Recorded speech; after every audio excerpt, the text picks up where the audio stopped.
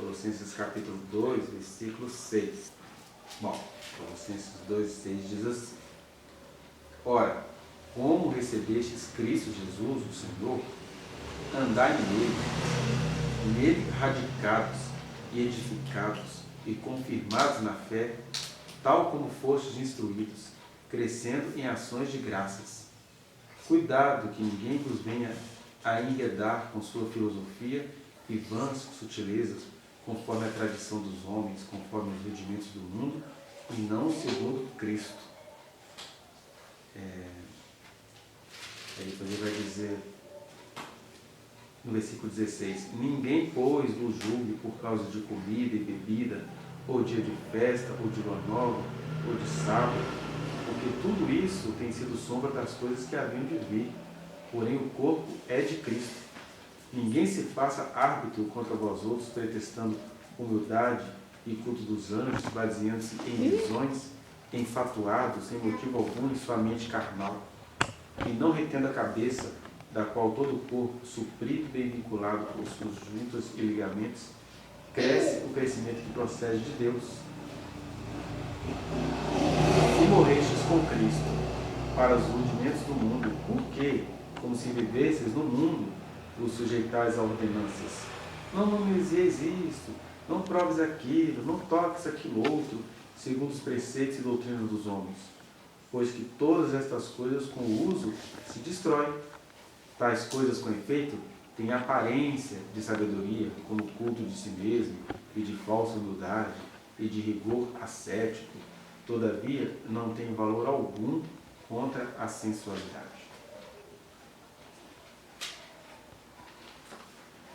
Bom, essas cartinhas de Paulo que a gente gosta de cultuar, e que no final das contas, acho que ninguém na época dele, nem hoje, ninguém está nem aí para isso, mas elas são importantes no sentido de que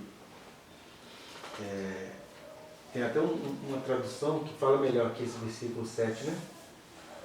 E diz assim: Ora, como recebestes Cristo Jesus o Senhor, assim andai nele.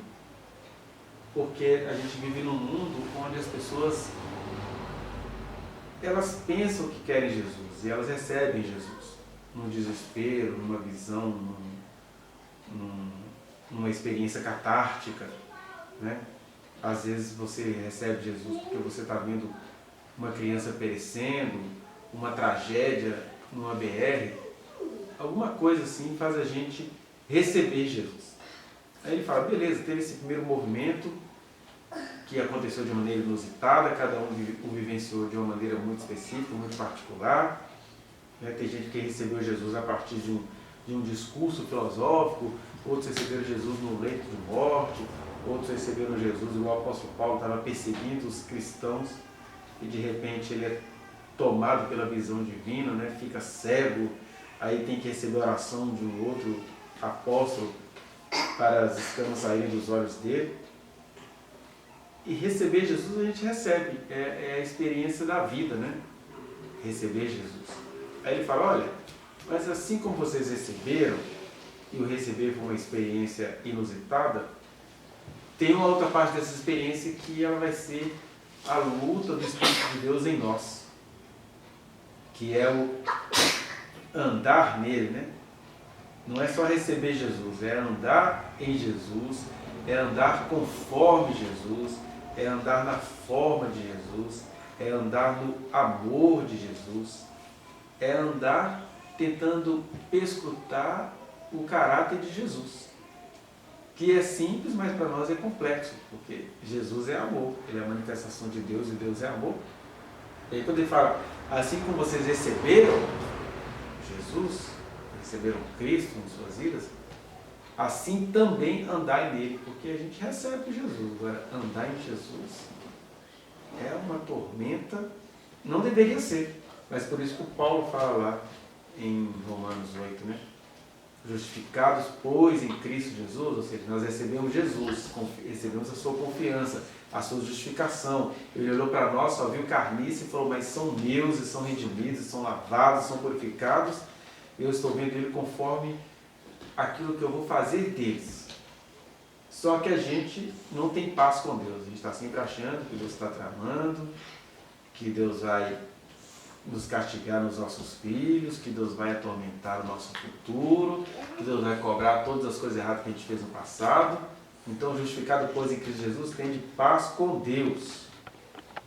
E aqui ele está dizendo, do mesmo jeito que recebesses a Cristo, também andai nele. E aqui que vem a palavrinha que eu não encontro nessa versão, mas deve estar na versão corrigida, né? Que fala assim, nele, radicados, edificados e firmados. É o que vai dizer a outra edição. Aqui está traduzido como confirmados na fé, tal como foste instruídos, crescendo em ações de graça. Ele está dizendo, como é que é esse andar em Cristo? Andar em Cristo deveria ser uma alegria para a gente. Mas será que é mesmo? A gente está cantando aqui quase agora. Maravilhoso é tocar em tuas vestes, né? Eu, como ser humano, sendo autista, eu tenho dificuldade com essas coisas assim, concretas na música, né? Eu não imagino tocando as vestes de Jesus. Mas quem fez essa música se imagina pegando as vestes de Jesus, né? E eu fico assim, mas é isso mesmo que a gente quer? É isso? Alguém está interessado em pegar as vestes de Jesus? Talvez essa é a letra da música, né? Mas eu tenho muito interesse em andar conforme o olhar de Jesus. E é tão complicado isso, né? Por isso, daí que veio, né, esse nome no meu coração, da gente estar firmados na palavra eterna, que o firmados aí tem a ideia de estar não apenas plantados, mas todo mundo de acordo, né? Firmado de firma, né? Então todo mundo firmado aí, todo mundo fechou o acordo, por isso que até a tradução mais recente vai chamar de confirmados. Porque ele vai dizer essas palavrinhas que para a gente é fácil de ler, mas é complicado de viver, porque nele radicados. Então a gente já começa a pensar que a vida em Jesus tem que ser uma mudança radical. Por isso que ele vai falar lá na frente, olha, é radical porque é a raiz da nossa vida, ou como vai dizer a canção, né, da... Quem canta Deixa Eu Respirar? Heloísa Rosa. Ela que canta Deixa Eu Respirar? Ou tem uma versão antes dela? É a Mídia? Deixa eu respirar. É a Lívia Barros? A amiga também canta assim. Amiga. Aí, Heloísa. Não é Heloísa Rosa, né? Uhum. Que está sumida aí. Tem um B.O. com o marido dela, sumiram com ela do mercado. Mas é uma menina temente a Deus, muito temente a Deus. E, né, acho que resolveu abafar para encobrir alguma coisa errada que o marido dela fez. E aí, quando a pessoa faz uma música dessa, né, este é o meu respirar, que é o meu respirar, é não saber viver sem ele. Sem ele não tem. Nele, radicados, né? Mas a gente pensa logo em radicados como uma mudança brusca de comportamento. Por isso que ele vai falar lá embaixo, cuidado que ninguém venha cercar vocês com suas filosofias e vãs sutilezas. Por isso que ele pergunta, se vocês nascerem em Cristo, se vocês realmente estão radicados em Cristo, por que vocês estão preocupados com dias de festas, de luas novas, né? Ele vai falar, por que vocês estão se deixando julgar por causa de comida, bebida, dia de festa, lua nova, sábados, que é o que a religião vai trazer. Do mesmo jeito que a comunidade judaica trazia para os convertidos gregos, né? Colossos é ali na região da Grécia. Do mesmo jeito que os judeus iam lá atrapalhar a fé dessas pessoas, que achavam que radicados era você se tornar judeu, é difícil você comunicar o evangelho hoje, porque as pessoas pensam que evangelho é você entrar numa série de... Ainda pensam isso, né? É cantar determinadas músicas, é fazer determinadas novenas, fazer determinadas campanhas, é orar direcionado, é ficar aflito, é ficar estressado. E parece que a gente tem isso dentro da nossa estrutura, né? A gente tem uma necessidade disso por um lado, ou a gente banaliza terrivelmente isso por outro. E ele está dizendo, olha, ninguém venha cercar vocês com suas sutilezas não. Pode ser que os indivíduos em particular precisem dessas coisinhas, dessas práticas. A gente precisa disso. Eu também acho estranho você chegar numa comunidade que diz amar o Senhor, mas as pessoas não estão a fim de louvar o Senhor. Não está radicado nele. Né? Agora, quando ele é a nossa raiz, o amor dele é a nossa raiz, a vontade dele é a nossa raiz, aí a gente está radicado nele. Tem outra coisa que ele vai falar, que a gente precisa tê-lo como a nossa raiz, e a gente precisa ser edificado nele, porque às vezes a raiz é ele, mas o edifício está sendo outras coisas. Que é muito comum, né? Eu conheço várias situações onde Deus é um ministério para um pai, e aí os filhos fazem uma festa. É isso desde os tempos bíblicos, né? Deus deu um ministério ao Eli. Os filhos do Eli transformaram o ministério que Deus deu ao pai dele em um grande motel, uma grande sessão de estupro, porque o que está descrito lá em 1 Samuel é uma coisa pesada, né? O que está escrito lá? Que os filhos de Eli, na hora do sacrifício, eles metiam o garfo assim, pá, essa parte é minha. Eles escolhiam o que ele achava mais gostoso. Aí a menina ia sacrificar, levava ela para dentro do santuário e ó, tinha um outro sacrifício, outros garfos que eles usavam nas servas do Senhor. E o Eli sabia disso tudo e não tomou posição e Deus falou, olha, eu tinha o propósito de fazer da sua descendência uma monarquia, uma espécie de dinastia espiritual. Você e seus filhos iam ser o povo meu separado. Mas você viu seus filhos fazendo isso tudo com o que eu te dei e nunca os repreendeu? Vou cortar de vocês essa vocação. Então, o fundamento era a palavra do Senhor, era a vocação sacerdotal, mas o edifício foi o ego puro, né? Foi covardias praticadas e a gente faz isso. É muito fácil a gente transformar uma comunidade de comunhão em um grande negócio, a tentação é grande. Alianças políticas, né? Ontem, a gente estava conversando com quem que a pessoa estava falando sobre os bastidores lá do Jerônimo, Onofre, da Silveira. Por que eu estava conversando ontem sobre isso? Porque eu estava falando sobre isso ontem. E aí, a gente vai ver naquele sítio, né? Como é que é? Hotel Fazenda Jeová Jiré? É Hotel Fazenda que fala? Sítios poderosos da Igreja do Evangelho Quadrangular. O quê? Edificados, mas não foram do meio. A raiz é até ele. Jesus salva, Jesus cura, Jesus batiza com o Espírito Santo, Jesus voltará. É a verdade quadrangular. Mas o edifício foi fortunas, fazendas, sítios, tudo usando o nome do Senhor, e agora não querem pagar imposto sobre nada disso. Heranças também. Heranças. E ele está dizendo que às vezes a raiz é ele, mas a edificação é ele. E por isso também a comunhão, né, a confirmação, o estar firmados também não é nele. E a gente começa a ficar assim, não faz isso não para a gente não escandalizar a igreja, quer dizer, já esquecer a raiz. E aí vem João Batista fazer coro com essa palavra, olha, o machado está posto à raiz, porque toda árvore que cresceu divorciada da raiz vai ser cortada e lançada no fogo, de maneira que o batismo com o Espírito Santo tem esses dois polos, né? É a purificação dos pecados, mas também é fogo do inferno, vai ser cortada e lançada ao fogo, reprovada, vai virar outra coisa, vai virar ruína, vai virar carvão, vai virar pó e cinza. Por isso que a gente precisa estar nele radicados, nele edificados e nele firmados, né? Porque é uma edificação que tem uma fonte.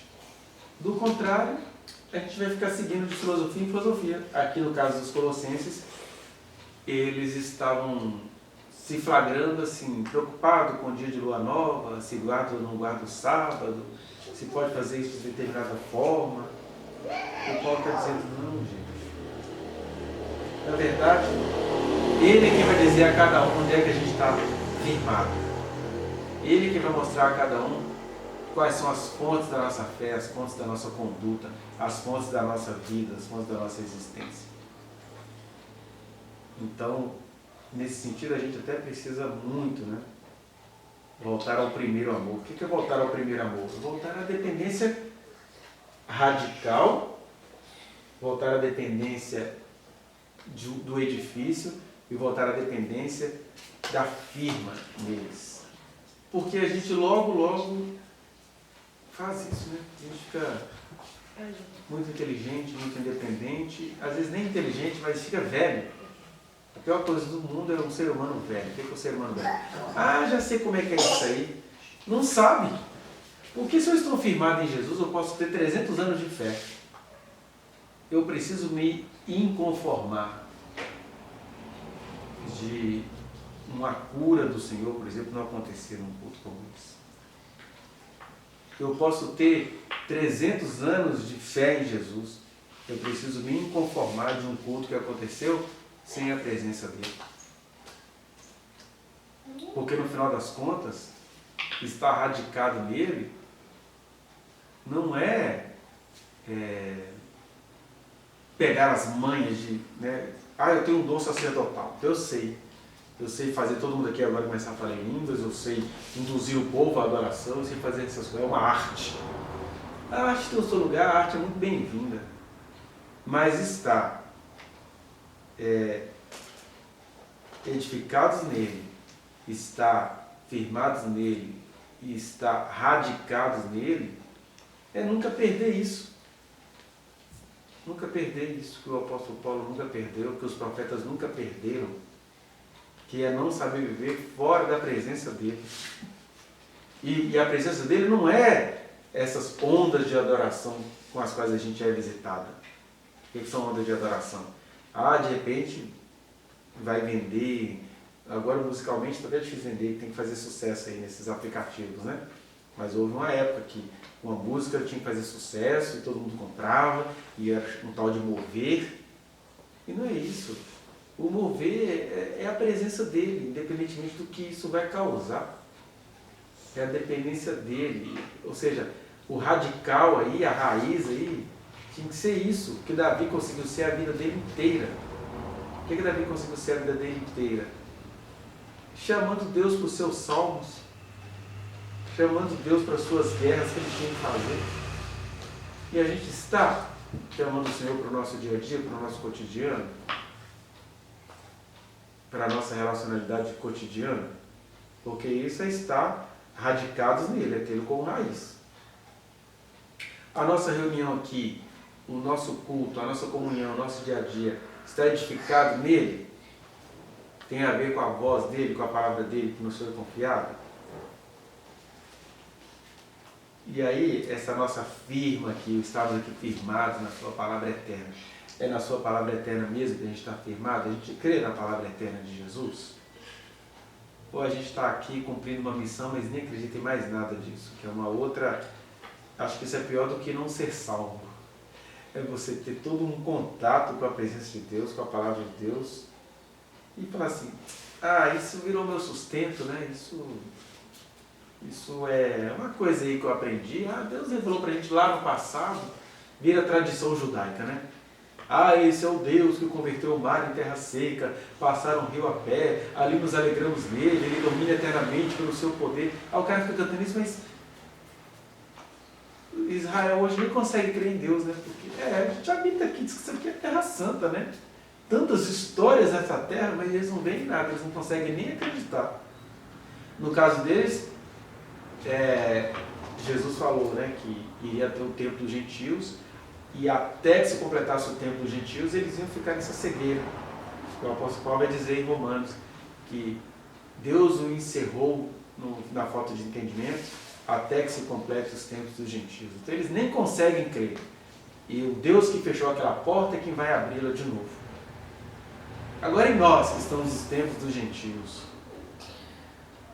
a gente tem que aprender a ser insatisfeito em relação a isso. Que isso não é murmurar, isso é reclamar. Reclamar foi precisamente o ofício dos profetas, né?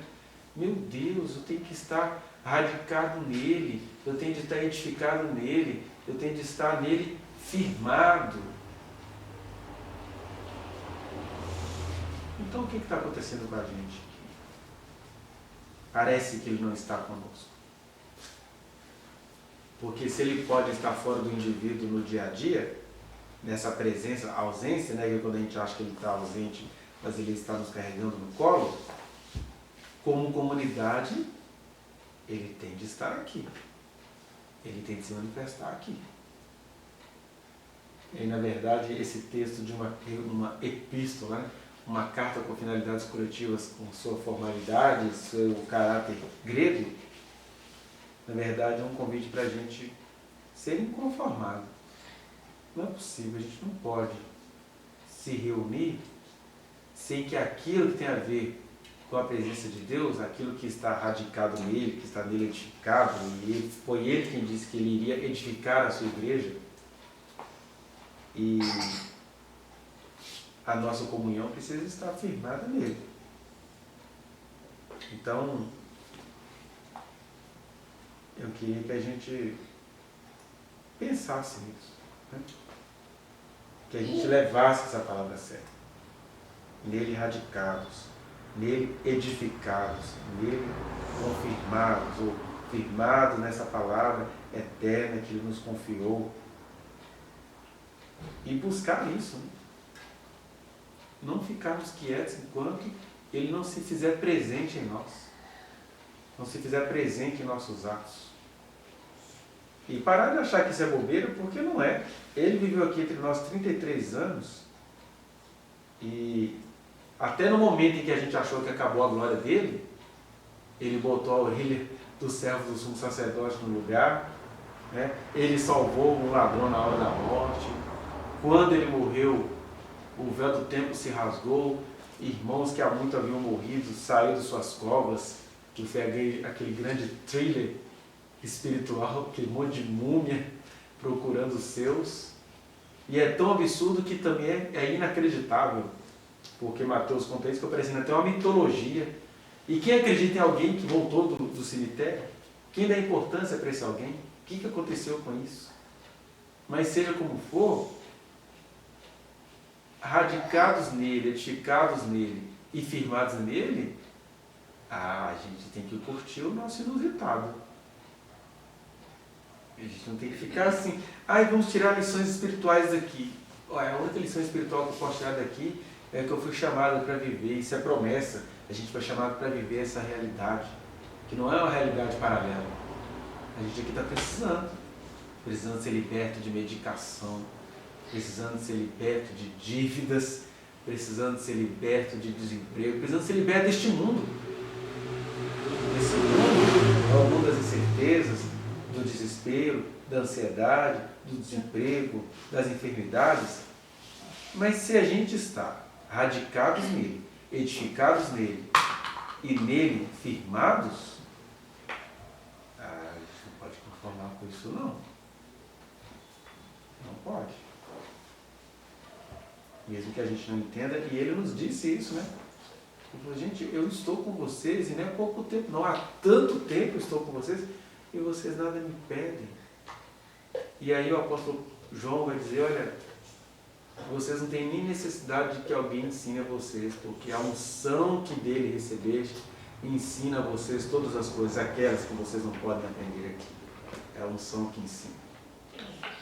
E aí João vai dizer, olha, se vocês têm uma necessidade, peça, porque aquele que pede com confiança, se você sabe a quem você está pedindo, você será atendido.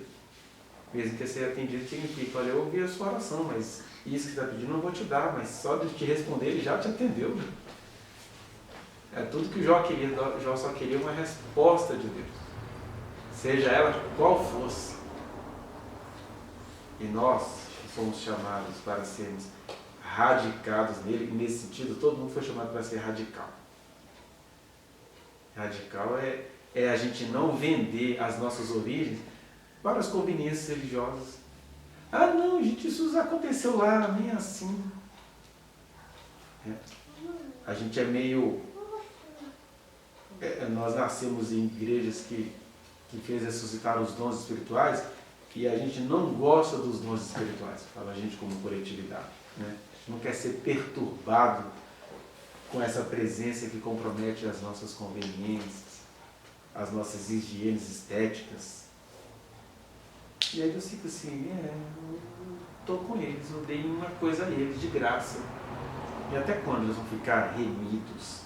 A gente tinha que remir o tempo, não remir, né? Não atrofiar aquilo que ele nos deu. Então, ser radicados nele é não se deixar abater pelas nossas preferências. E as nossas preferências não estão muito boas, não. Por isso, mensagem certa.